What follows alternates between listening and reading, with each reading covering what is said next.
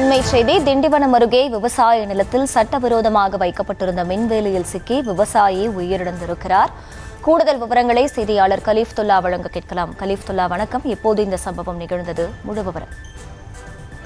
வணக்கம். விழுப்புரம் மாவட்டம் ரட்டனை பகுதியைச் சேர்ந்தவர் விவசாயி கூலி தொழிலான லட்சுமணன்.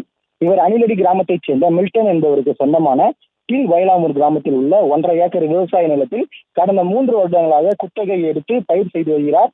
தற்போது அந்த விவசாய நிலத்தில் மணிலா பயிர் செய்துள்ள நிலையில் இரவு நேரத்தில் காட்டுப்பன்றிகள் மற்றும் வனவிலங்குகள் மணிலா பயிர்களை சேதப்படுத்தி வந்ததாக கூறப்படுகிறது.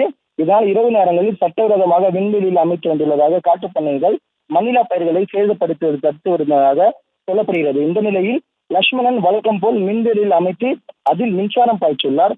அப்போது அந்த நிலத்தின் வழியாக வந்த பக்கத்து நிலத்தின் உரிமையாளர் பல்ராமன் என்பவர் சட்டவிரோதமாக வைக்கப்பட்டிருந்த மின்வேலியில் இருந்து மின்சாரம் வந்து சம்பவ இடத்திலே துடித்துடித்து உயிரிழந்தார்.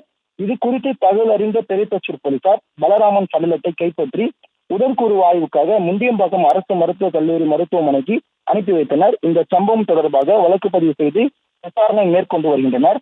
மேலும் சட்டவிரோதமாக மின்வெளி அமைத்து லட்சுமணன் தற்போது கைது செய்யப்பட்டுள்ளார்.